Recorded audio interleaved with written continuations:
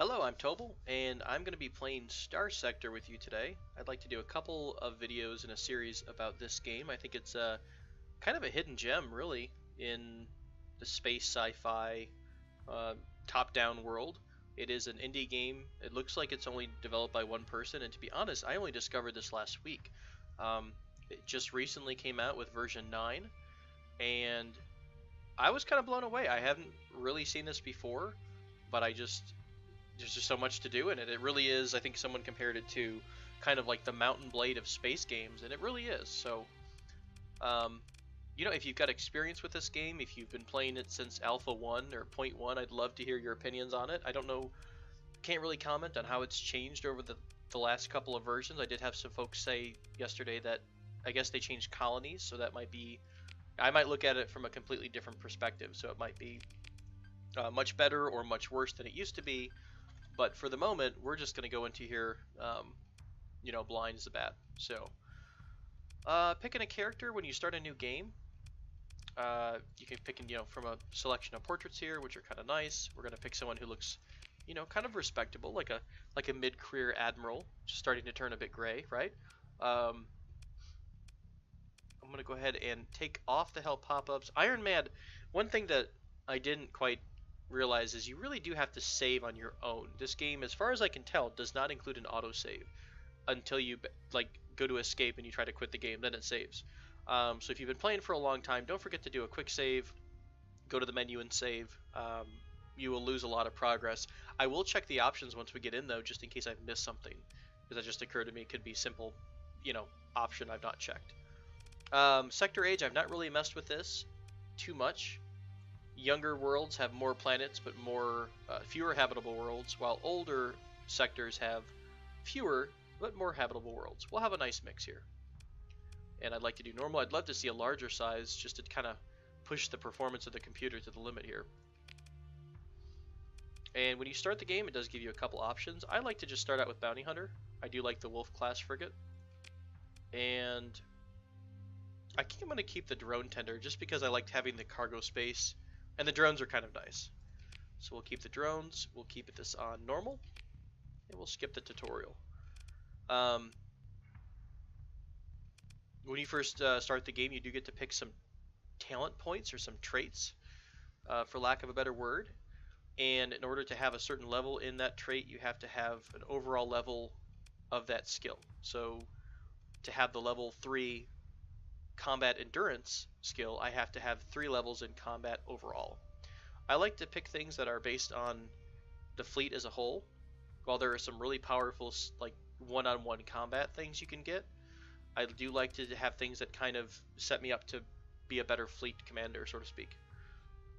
And I'm kind of RPing it just a bit, right? So I don't know if you're an up-and-coming mid-career admiral, it doesn't really sound like it's going to work, but let's just say, you're someone who's training to become a fleet commander. You have the ability to become a fleet commander, so you're going to want to do things that benefit the fleet. Some things that I like particularly are fleet logistics. If you look at the second level and third level of these, it does let you have lowered supply use, which is kind of a daily tick, right? So your fleet uses food, it uses maintenance parts, and that's all under one lump sum of something called supplies. And then fuel costs, negative 25% fuel consumption. So those are two big things that, at the start of the game, it doesn't hurt us as much, but as you become much bigger as a fleet, it's going to help out a lot having those reductions. So what I'm going to go ahead and do, and I know this might outrage some folks, I'm actually going to put most of all of my points in the technology tree. It does not allow me to pick any trait off the bat. That's okay, because I do plan to level up pretty quickly without the need of, one of these traits. So what I'm doing is just enabling myself to start getting the higher level traits later on. So I'm going to go ahead and start the game with just 3 levels of technology, which do absolutely nothing for me right off the bat. I'm guessing it's the year 206 since the collapse, maybe? That sounds pretty fancy, right? I have no idea of the background of this game either. This is kind of all new to me. So again, if you see something that's just something I should always be doing, or I'm doing wrong, please feel free to correct me. Again, this is a kind of a let's explore together kind of a thing, just because I think the game is has a really wonderful stability to it. It's a really fun thing to play. But I don't really know a lot, so I like to explore and kind of find things as we go. But as I mentioned, it's almost like Mountain Blade in space. You've got your little party, you're moving on the map, and you can interact with different cities, or in this case, planets. So we're going to go to Jingala. It doesn't matter which of these we go to, they're both the same colony, so to speak. And we are in the hegemony system, or excuse me, the hegemony faction, which owns this. I'm going to hit tab here to pull up the map. This is the Corvus star system. And if I press Q, you get this massive map, every single star we can go to. So it is quite a bit of an area. I mean, honestly, if you think about the time travel to get from point A to point B, I'd say it's on way more cities to visit per se than Mountain Blade, right? If you're comparing it in a direct comparison, obviously horses and Middle Ages aren't exactly compared to space, but hey, we're talking about game mechanics. So we're getting started here. We've got I'm getting docked here at Jingala. I'm going to go into the trade menu. We've got 32,000 credits. We've got 2 ships to our name. And we're looking at the Jingala market, right? So there's an open market, hegemony market, or excuse me, hegemony military, where we buy and sell directly from the hegemony, which is the faction in charge. This is more like the civilian market. And then, of course, the black market. I'm not going to get into too much on trading, just enough to say that normal trading is heavily discouraged through the application of tariffs. So if I try to buy all of these luxury goods, number one, I can't afford it, but number two, I have to additionally pay 13,000 credits in tariffs. So if you're going back and forth between systems and you're selling to the open market, you're going to be losing money. Now you can sell directly and buy and sell directly to the black market without a tariff cost, but I believe, from what I've understood and read and heard about, it does affect your stability. Now I don't know if it's, you know, can one person really make a size 10 colony unstable? I don't know. Overall, though, we're going to avoid trading, using trading as our primary means of making money, just because I think there's plenty of other things to do. So what I'm going to do is go over to the fleet button, or fleet tab, if you will. In here, we're looking at our 2 ships. I've got our Wolf class frigate, and this is our drone tender. And the drone tender is kind of fun because it does spit out just a bunch of drones that help you out. I'll check the refit real quick. Lets you get a more detailed view of what you've got on your ship. So we've got a couple of laser turret mounts and a couple of missile mounts. I think I'm going to just save some of this explanation for a little bit later on, because it is kind of pretty heavy to go into all the... I mean, there's so many layers of the game, so I really want to kind of give it to us slowly, you know, just kind of ease into it. So for the moment, just know that we basically have a couple lasers, some point defense weapons, and some missiles. I'm going to go in here, though. I like having my missiles fire at the same time. I'm going to set the point defense to its own little group. It doesn't really matter too much at the moment. Like I mentioned, we'll go into it a little bit later on. And here's us, our middle-aged, mid-career admiral of a fleet of 2. This is our second ship, the drone tender. It does come with drones. So it comes with 6 drones at a time. They don't do much. They're nice because they can act as a harasser. They can kind of even come out and be a bit of a pain for other ships. They can be an annoyance. They're never going to really do a ton of damage on their own, but they've got enough to be a pain in the butt. This ship also comes with a missile launcher and kind of a point defense Vulcan cannon. Vulcan cannons are like what they have on real world naval ships to destroy missiles. And so yeah, that's our current fleet. We'll go back into the fleet box and look at the buy menu.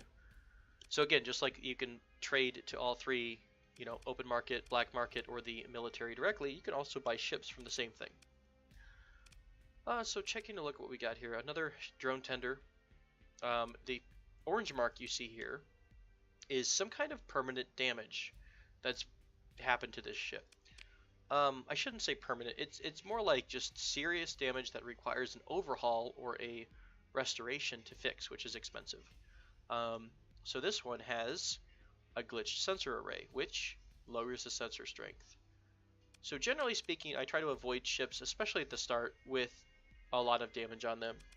unless it's a very unique ship that you want to go ahead and put the money into to repair. That was the open market ships. The hegemony has some nicer ships, but you do have to be on better terms with the faction overall. I do see a frigate, which is the Vigilance class. I think it mounts, that's right, it does mount an oversized energy and missile turret. So we might go ahead and pick this up as a supporting frigate. The tanker basically will increase the overall maximum fuel you can carry, letting you go longer range.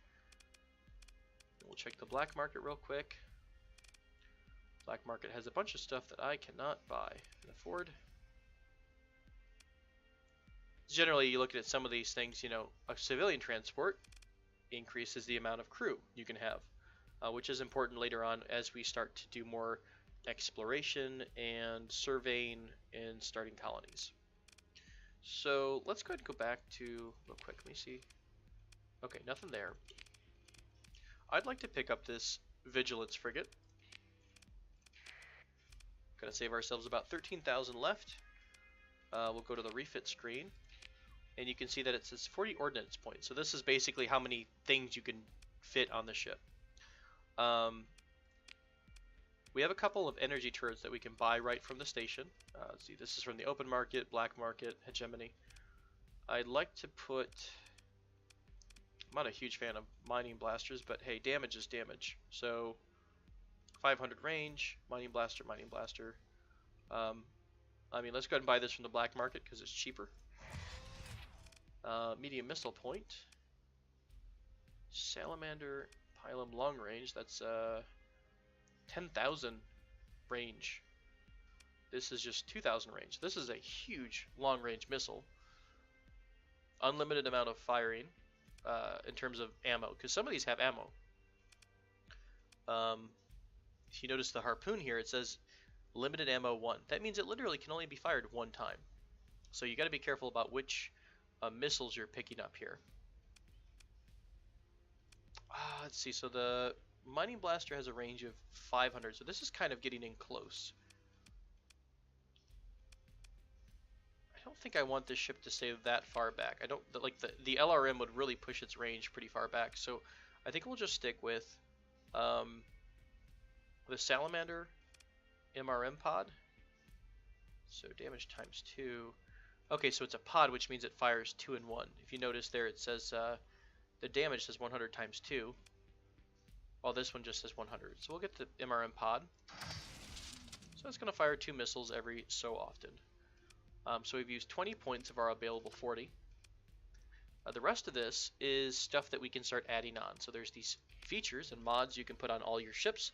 You can unlock a ton of more of these types of things as you go. Like, for example, there's one that's a reconverted cargo bay, which lets you launch fighters out of it. It's like taking a big spaceship freighter, ripping the cargo area out and making it, you know, into a fighter drone bay or a fighter launch bay. I prefer to just do simple things like blast doors and bulkheads. Blast doors just give you more integrity. It also prevents people from getting killed, I guess, when your ship gets heavily damaged.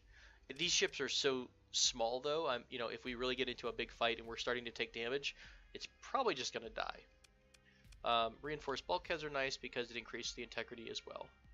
So just making the ship a little tougher. Flux is something that I almost think of it as heat. So when you fire something, let's take a look here. It says flux per shot, 1,200 flux per shot. If you look at our ship, it can only hold 1,900 flux overall. So we really want to put a lot of investment into the overall how much it can hold, and then also how much it dissipates. Gosh, this almost seems a bit much. 1,200 flux per shot. It winds up being 600 flux per second. We can only dissipate 200 flux per second.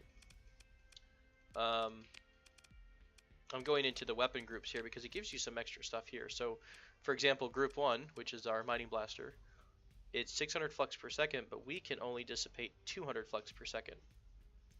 And the AI is smart enough, though, that the AI will kind of back off a little bit in combat to not overload itself. And we'll get into this more when we have a real fight. You know, for the moment, let's just leave it as that. It's got a pod here. We don't have a captain, so I think it's just kind of like, hey, who's the smartest crew member? Cool, you're in charge. We have another pod here. Nope, just the Salamander MRM. I've got swarmers here, which are close range, because our ship is going to kind of duck in close and then pull back out. So yeah, for the moment, that's okay. One neat thing that you can do when you're in this refit window is actually run a simulation with your ships. So we'll bring our ship in. I think our ship is worth 5. We'll bring another Wolf class ship. This is kind of the tactical overlay. So luckily we're doing this in the simulation, so if I die, not a big deal. But this is what you see when you're in combat. So much like Mount & Blade, you have a campaign map, then you have a combat map, apart from the cities you visit. Very similar in terms of like what aspect, you know, there's the overland map versus the combat. You can give very general orders, like, hey, we're gonna just search and destroy. I don't normally mess with these just because my fleet has never really gotten this big yet. And I'm apparently just randomly firing. That's fine. So I'm in control of this ship now because I have started to move it around. I'm going to right click to bring my shields up. And I'm going to hover over this ship and press R. And then I'm going to press F to use our special ability here. It says Phase Skimmer. Whee. The Phase Skimmer will jump you around, but it does lower your shields. So you have to remember to right click and bring your shields back up. Alright, so we're going to let this ship get into range. And we're going to start skirmishing. Now you'll see 2 bars there, flux and hull. We want to make sure if we start firing, well, it generates such little flux apparently that it doesn't really matter, but you can see our flux is starting to raise up. If our flux were to max out, our ship would wind up getting disabled, it would overload. So one way to quickly get rid of your flux is to press V and you vent your flux. However, you're very vulnerable. You can't put your shields up, you can't dodge away, you can't fight back. So you gotta be really careful about when you use that other option. So right now we're just kind of flirting around a bit. I'm gonna go ahead and jump to the side the next time he fires his missiles and get right in their face. Okay, as you can see, we dodge to the side, shields back up, launch a bunch of missiles. And it really is, we're almost at the same kind of a build, it looks like. Okay, so he's dissipating flux. I'm going to hit this on accident. And it's funny because we're almost both generating about the same amount of flux. I'm going to dump my flux. But he hasn't dumped yet, so he's still about halfway. So I'm going to be aggressive, come back up in his face. We're trying to overload that flux bar because what they're going to do is take down their shields in order to lower the flux down. So you can see his flux is still really high, mine's going down. We're keeping the pressure by launching missiles. Our flux compared to his is really low, and there we go, his shields are down. You gotta be careful you don't get too greedy here and overload your own flux, but we are right there. So his flux went too high, he's overloaded, we're finishing him off with missiles. And I have to back up a little bit, okay, because my flux was getting pretty high too. But now that's a pretty straight on fight because we're the very similar build, but every ship is going to have different pluses and minuses. One example is, let's find a ship that's more powerful than us. This is a attack destroyer. What we're going to do is actually call in reinforcements in the form of the rest of our allies, just for fun. See if we win or die here. So there's our allies again, AI controlled. The type of commander you have in those ships determines how it behaves. Oh, it's a big ship. So we're going to kind of watch our allies and help them out. Oh, you're going to get so slammed. So he's starting to take a lot of damage. I'm going to come in here, eat a little bit of damage, and try to start wearing down. I didn't pay attention and I'm overloaded. Oh, shields are down, just barely missing those shots. Okay, you can see our mining drones getting in the fight. I'm going to vent a little bit. I'm actually going to go back to our menu here and tell both of our ships to go ahead and be aggressive and attack. They'll still pull back when they need to, and they'll still dissipate flux when they need to. So what we're gonna try to do, if I could stop hitting things. Ooh, a couple of jumps. I'm gonna jump to the side. I'm gonna try to stay out of contact. What I'm trying to do is basically get around behind this ship. Too much. He's venting. I'm gonna vent as well. So I'm basically behind this ship now, and my allies are coming up on the other side. So we've kind of got a flank going. I'm gonna go ahead and just launch some missiles out just to keep them busy. And you can see the bottom left-hand corner here. Here's my special ability, Face Skimmer. So you can, I think, have oh, and he's suddenly turning around to that ship. I'm gonna jump up. I feel like we're really short one of our other ships, not in the area. So I want to make a pass here real quick, and then I'm gonna use my Face Skimmer to get out of the way here in a minute. Oh, I went overloaded. He couldn't turn fast enough. Ouch. Gosh, this drone tender is nice and slow. Okay, I'm gonna go ahead and dump. His shield's the other direction. Oh no, my shields are down. Okay, we're gonna launch some missiles. And phasing away, venting.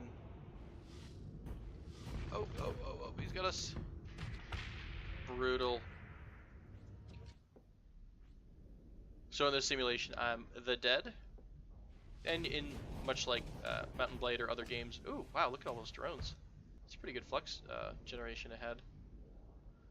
They'll continue to fight without you. You can actually take control though, if you happen to die in your ship. You can click on another ship and I think transfer command. It's adorable. You wind up taking a little tiny shuttle from the hulking wreck of your current ship. You can just see you arriving on the other ship with your uniform all torn, bloodied, kicking the other commander out. So I'm going to press Z and I'm going to recall my drones. Okay. So I'm going to let them all, because you can make new drones if they're destroyed. So I'm going to wait till I have a lot of drones. I'm going to try to get in a little bit closer range to support. Alright, drones are attacking because our guy's getting beat up. Oh, we cannot take any damage here. Go little drones, go. We're going to vent while our drones are being annoying. God, those drones are kind of brutal.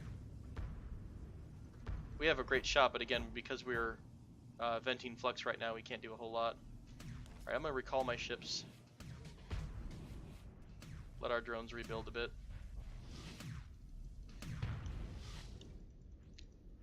Now we have done okay. This guy's damaged a little bit just from all the times we've managed to sweep around him.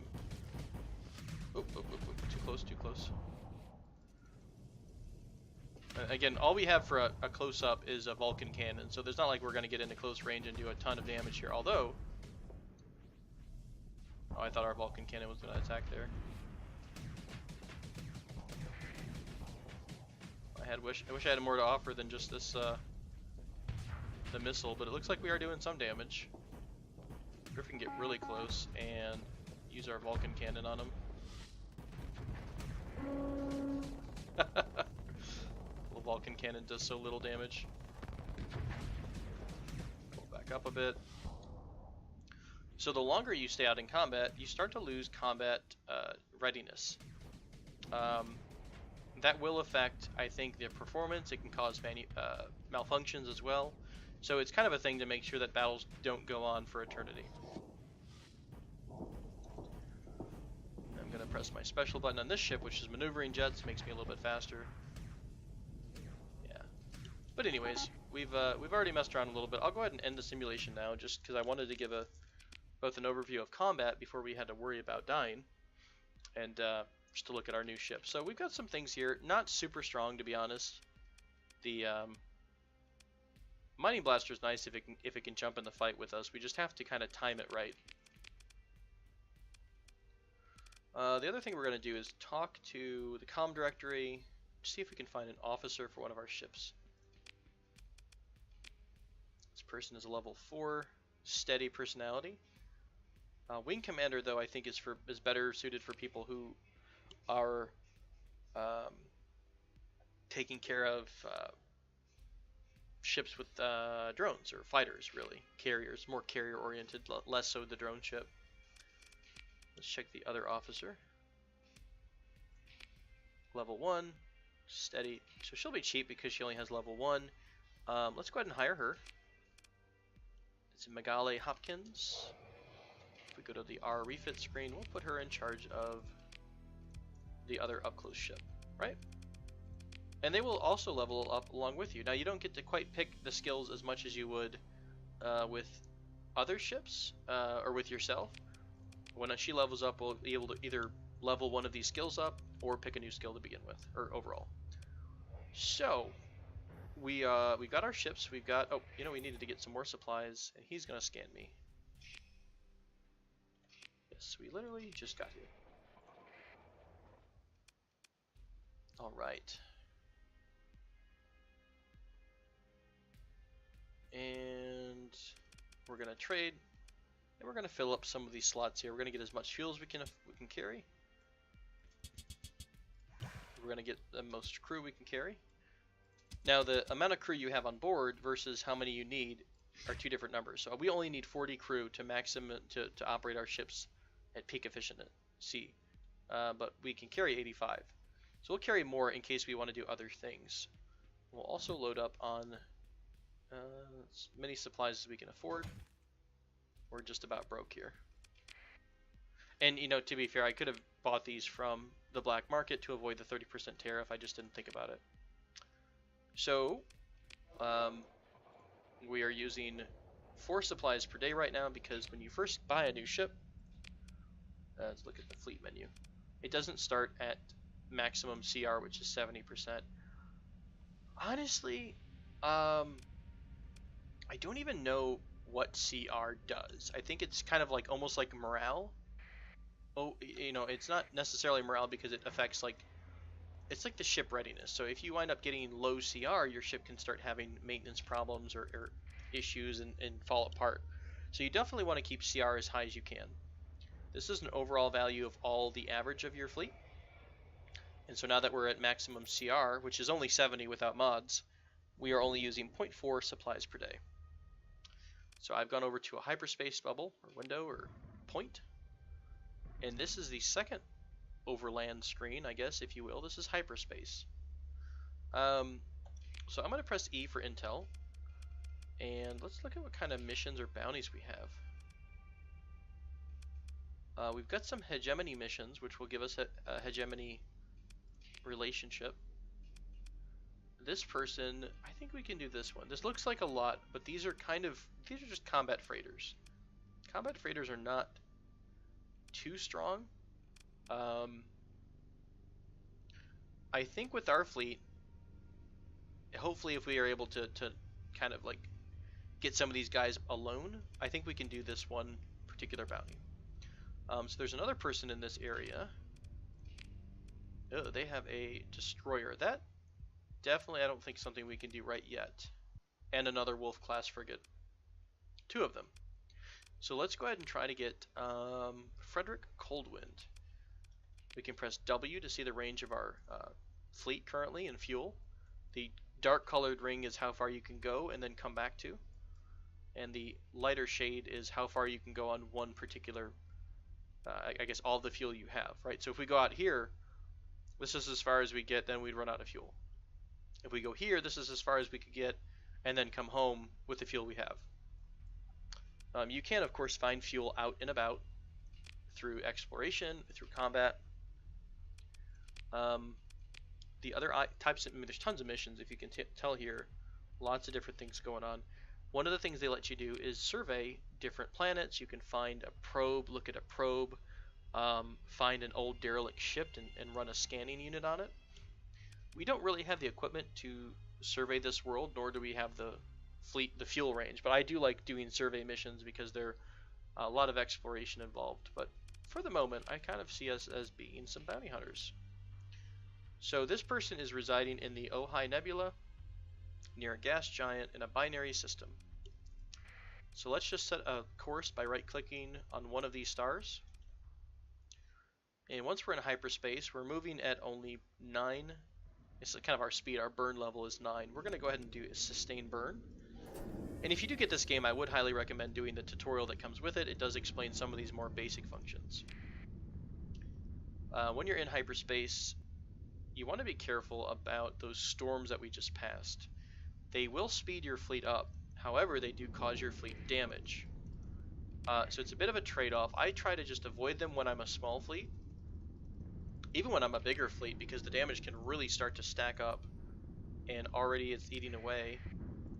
Okay, so I accidentally hit that storm, and right here, I'm going to pause it real quick. You can see this is a contact, and it's not moving. I keep chaining these lightning storms. You'll just keep getting pushed around. This is a contact. It's probably, yeah, a derelict ship because it wasn't moving. So you will occasionally find things just lying around. So we'll take a look at this ship, drifting through space. We can salvage it. Okay, we barely find anything. I'm going to leave the metals because I will want to leave any space we have. And this is the overall cargo space. I want it to be taken up by important stuff like supplies or weapons, as opposed to just metal, which is not worth a ton. It is useful, but not in the amounts that we'll be carrying. So we've circumnavigated, or not circumnavigated, we've just navigated around some storms. And what I am kind of doing here is just clicking to the sides, kind of finding a balance between these storms, because I don't like to run into them, even though they speed us up. So we're 0.5 days away here from one of the first systems that our person could be in. It's supposed to be a double binary, so 2 stars. And just looking at them, ooh, I hope this, let's look at constellations. Let me press tab real quick. So we're here where this star is. If we look at the constellation names, okay, so Karkara is up here. Ojai Nebula is probably all of this. And none of these tell us if it's a double binary or not, so we'll have to do a little bit of navigating. When you're in hyperspace, you can exit from a fringe point or from any major gravity well, like a planet or a star. Coming in at the star is a bit dangerous because you might get into the corona, so you might do some damage. As we're coming up on this, it looks like there's a fleet, small fleet close to the exit.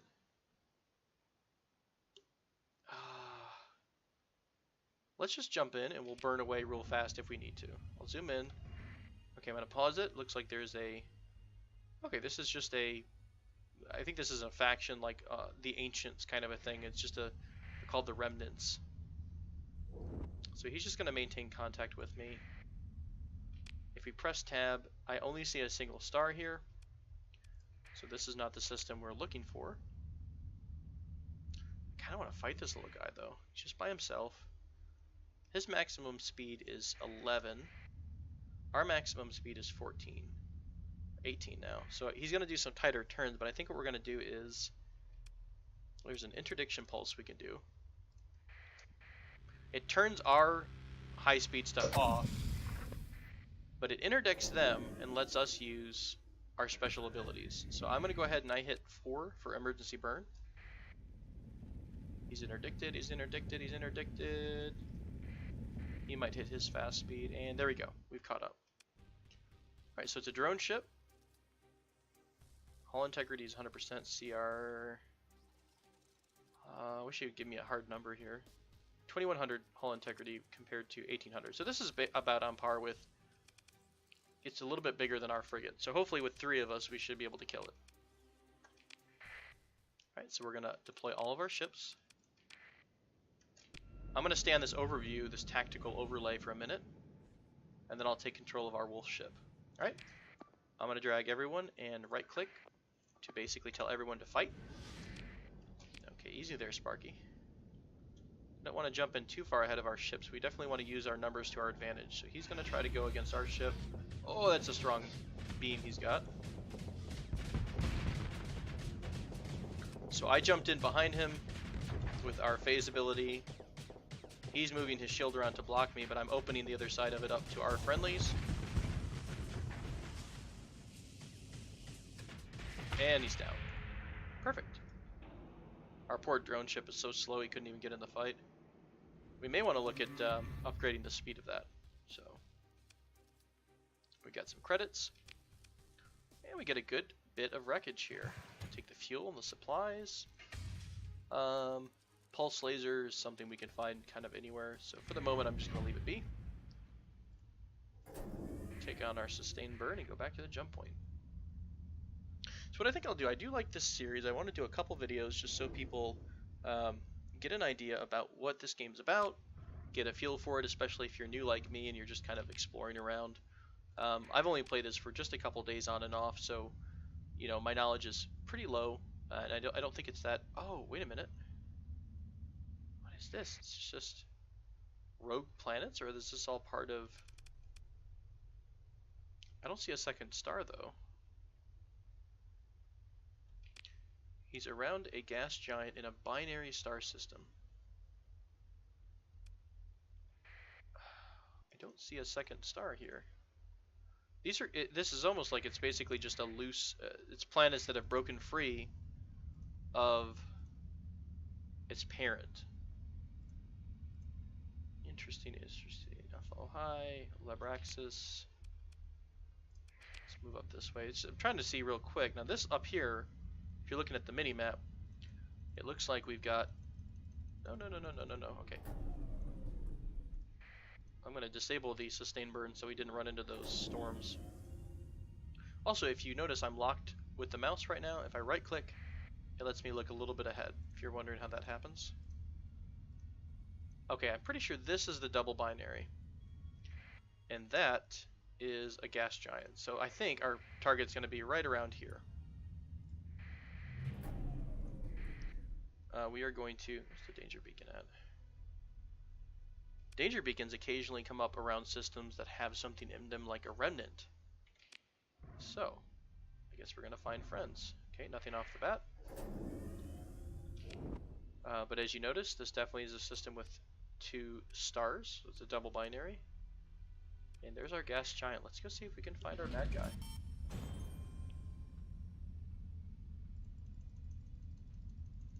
If he is around here, he will come flying out like an angry beehive. Let's do an active scan here. Okay, something pulled up on the sensor over here, or on this barren world. What I was mentioning is I would like to do a couple more of these videos. I'll probably take a break here, make a cut right after this encounter. Uh-oh, alright, these are remnants actually. So we got remnant bots. We could take these on. I kind of want to avoid them if we can. He's going to interdict me. I actually wound up going out of his range. So here's some more stuff we can encounter. Let's I'm going to turn our sustain burn off to make the tight turn over to the mining station. We should be able to explore this and that debris field and escape the other ship. Oh, you can't because it's tracking you. Okay. We'll let this group encounter us here. I think we're going to have no problems destroying it. When you're being pursued, you do have the option of disengaging, where basically you run in front of the fleet that's coming behind you on the tactical screen. So there is a chance that you'll just escape, but if you have slow ships, they tend to die. So I think on this one, I'm going to try to be a little bit less aggressive. I'm going to ask the Vigilance class ship to escort us, and it will basically stay near us, and I'm going to try to stay near. I'm going to try to use our fighters to our advantage here in building flux up for these other ships. Alright, so they're distracted. I'm going to fire off my missiles. If you notice, all those drone ships are behind building up flux of our target ship here. Ooh, I'm going to get hit with this. Oh, that hurt. Big hit. Oh no! Oh, I didn't see that! Oh, save yourself! Oh, that's brutal. Alright, we're one ship down. Our drones are still going. They're trying to avenge their comrades here. Oh, this one is a pain. This one might be a retreat. Oof, gotta back up off him. Vent. We are not in a good place now. We are not able... He's damaged a little bit. I'm going to try to come in and make a pass. I want to stick on this ship here because it's already built up. Oh, they're all under this hero move here. Eating up some of the flux damage, pushing him away, trying to distract. Our shields are down, but it's gonna let our flux dissipate a little more. And I'm gonna go back. Let's tell our ally we want to attack this other ship. Alright, I'm gonna whoop in real quick here. Oh, that laser beam is just killer. He's so fast. They also have that phase jump ability like we do.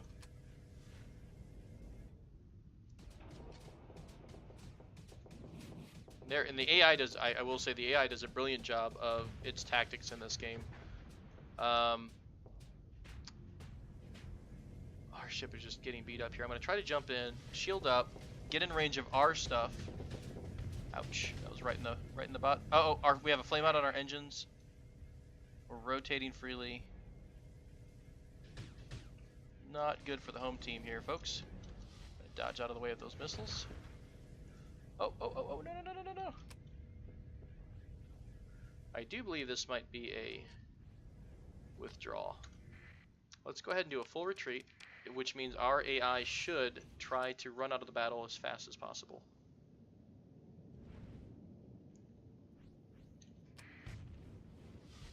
I have no idea how he didn't die just there. Let's see, our vigilance class looks like it got disabled. Is that our ally floating around? Oh, what a brutal experience. Overconfidence.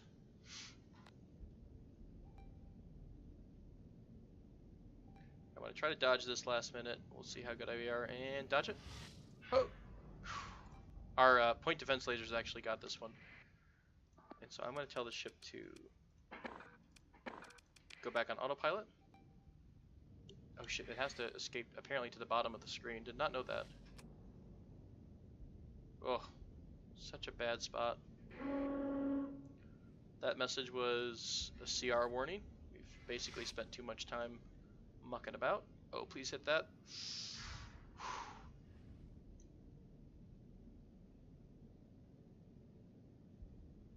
You can see the friendly CR number there below my ship's information.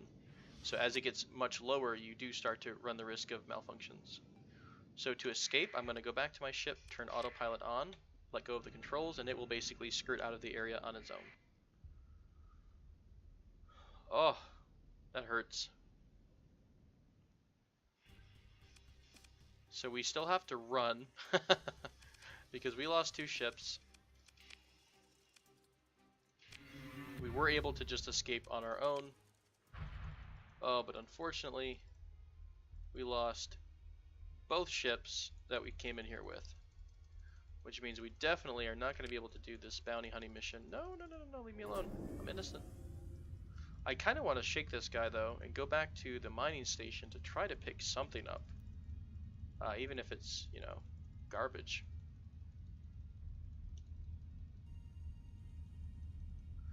We can recover. It does hurt. Oh. I'm getting lucky that I'm not eating a bunch of asteroids on my shield here. Alright, so what we're going to do is try to get out of his range, and I'm going to go dark to try to get out of his sensors so he can't follow me. And see if he's not pursuing me, I should be able to go to the mining station and salvage. Of course, there are automated defenses.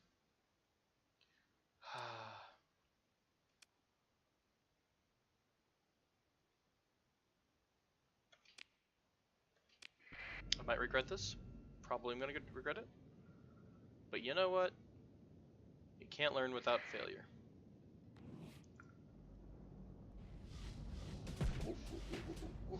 A little slicker than I meant to make it. His flux is already really high. We're doing okay. Trying to stay really on his face here. Overload that flux. Stay right on him. He jumped again. I'm a little bit out of my range. I'm going to vent real quick. He still can't vent because he has to take care of my shield, my weapons.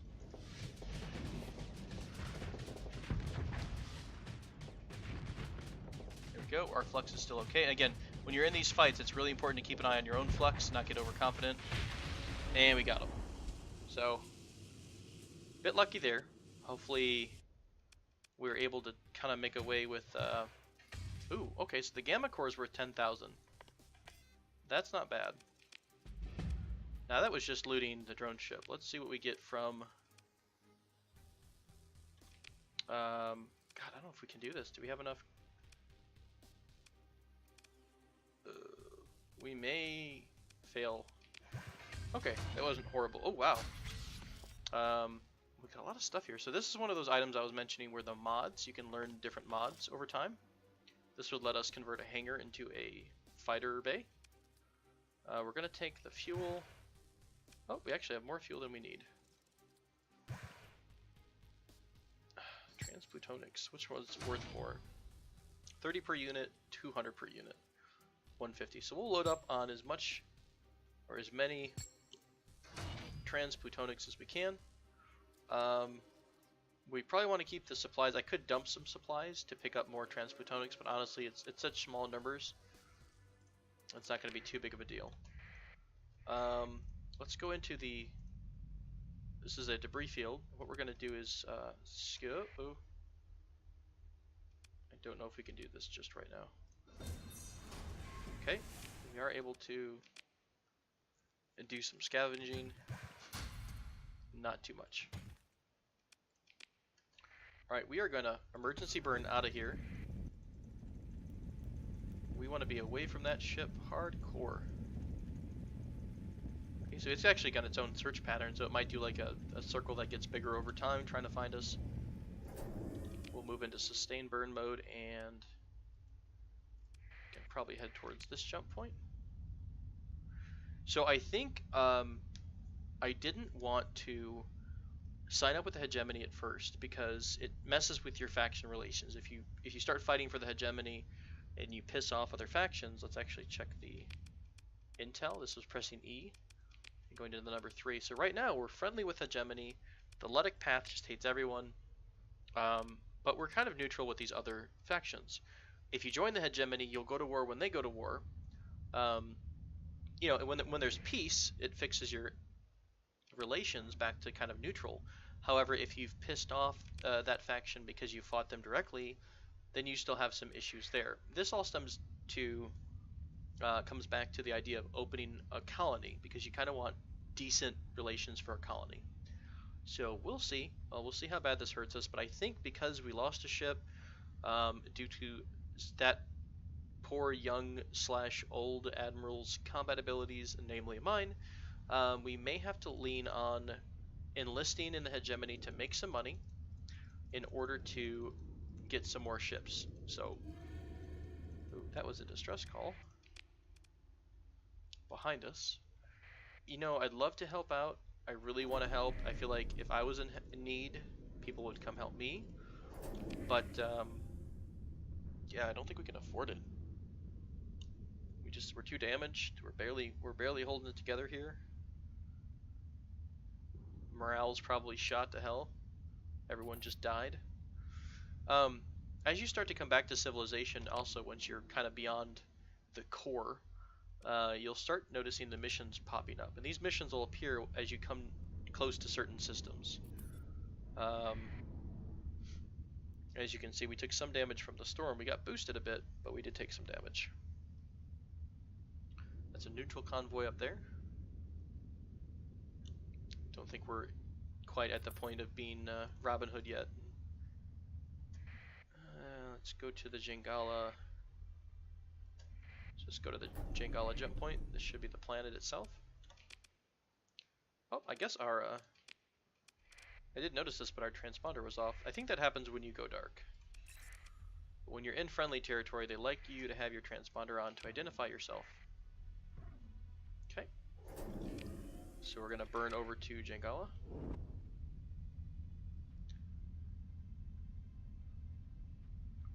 And I think that's going to be it for this video. I will put a cut in. I think I'm going to come right back and do another video though. I love Starsector. I really enjoy kind of having a long video that no matter what happens, we kind of stick through it. Oh, we made it back with barely any supplies. I didn't even notice that. Ugh. I will go ahead and sell, because we're so in need of money, I will sell to the black market. And I will also sell this core, which gives us... Hey. You're supposed to give us... What? I could have sworn... I'm confused. I thought that Gamma Core was worth 10,000.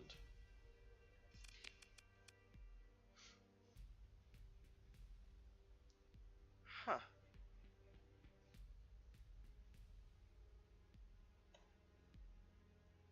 That's so bizarre. I could have sworn that these are actually worth quite a bit, but I'm going to keep this in my inventory then because I think they have more use. You can basically plug them in with your colony to help out. So we'll go ahead and sell that. I'll right click on this item to learn the mod spec. So we've acquired this hull mod. We'll open the... Let's go back to the menu, open the comm directory and talk to the station commander. And hey, oh, turn in these AI cores that I've acquired.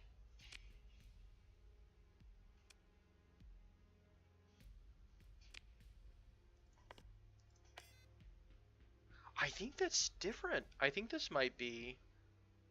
Gosh, have I even updated? I could have sworn I sold these directly to the black market, but this is new. They're giving me 10,000 and a faction relation bonus. Nice. We lost a core, but at this moment we're broke. So, okay, so what we're going to do is take a commission. Blah, blah, blah. Basically, you're signing your life over. We're hostile to basically everyone. And yes, I accept. I'm now in the Hegemony Navy under my own ship. Awesome. Please give me a paycheck. That is what I want. We'll fill it back up on fuel and supplies.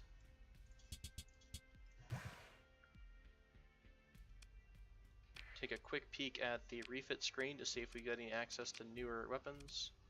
Graviton beam, not really. I did like the swarmers. I thought they did pretty good job. They are nice of kind of overwhelming shields, but especially once the shields are down, they're pretty brutal on smaller ships. Okay. Alright folks, so I think I'm going to go ahead and put a cut in there. I do appreciate your time and sticking with me through this kind of a long first episode. I do hope to trim these down to about 30 minutes each, but I will try to keep this one Let's Play going, and this is a good way to remind me to save the game, so I don't forget and then suddenly leave, and we're back to square one. So we'll go ahead and continue next time with the Hegemony military. Again, when you just join, it's really that you're bound to help the faction. You can help out in the war. You don't really have to. I haven't seen anything kind of like Mountain Blade where they call you to battle. So we'll see. We'll explore it. But I do appreciate your time and that you've watched this video with me. So if you have any comments, please leave them and I'll talk to you again, or I guess I'll talk to you again later.